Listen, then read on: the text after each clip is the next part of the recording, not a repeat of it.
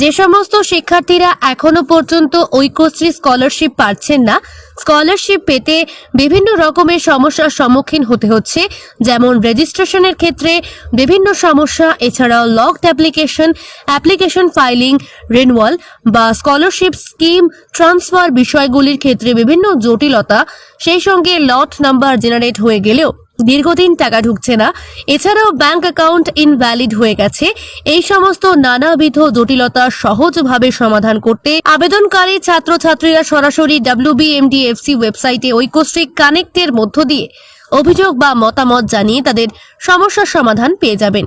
প্রথমে www.wbmdfcscholarship.in লিখে search করলেই যে ইন্টারফেসটি আসবে সেখানে ক্লিক করলেই খুঁজে পাবেন ঐক্যশ্রী কানেক্টের অপশন। তারপর সেখানে ক্লিক করলেই চাইবে আবেদনকারীর অ্যাপ্লিকেশন আইডি। এরপর আইডি বসিয়ে সাবমিট করলেই আপনার স্কলারশিপ আবেদনের সময়কার যেই রেজিস্টার মোবাইল নাম্বারে ওটিপি যাবে, আর ওই ওটিপি দিয়ে বসিয়ে ক্লিক করলেই নতুন আরেকটি ইন্টারফেস খুলে যাবে, যেখানে আবেদনকারী ডিটেলস দেখা যাবে, যেমন ঐক্যশ্রী আইডি, নাম, ইমেল, প্রতিষ্ঠানের নাম, ফোন নাম্বার ইত্যাদি। এরপর নিচের দিকটাতে দেখতে পাবেন ফিডব্যাক অপশন। এখানে প্রথমে শিক্ষার্থীর শিক্ষাবর্ষ অর্থাৎ সেশনটা সিলেক্ট করে নিতে হবে। এরপর কোন ধরনের ফিডব্যাক প্রদান করতে চান অর্থাৎ অভিযোগ নাকি মতামত প্রদান করতে চাইছেন সেটা নির্বাচন করতে হবে। তারপর ইস্যু ক্যাটাগরিতে কোন ধরনের সমস্যা সমাধান চাইছেন সেটাকে সিলেক্ট করতে হবে। এবার ঠিক তার পাশেই সাব ইস্যু ক্যাটাগরিতে কোন সমস্যার সম্মুখীন হয়ে আছেন সেটিকে সিলেকশন করবেন।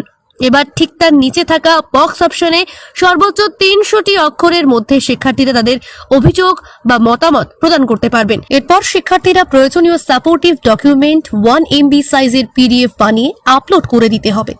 এই সব শেষে সাবমিট করে দিলেই এই প্রসেসটি কমপ্লিট হয়ে যাবে। এরপর পশ্চিমবঙ্গ সংখ্যালঘু উন্নয়ন ও বিত্ত নিগম 1 সপ্তাহের মধ্যে দ্রুত রিপ্লাইয়ের মাধ্যমে আবেদনকারী শিক্ষার্থীদের মতামত বা সমস্যা সমাধানের লক্ষ্যে পৌঁছতে সক্ষম হবে।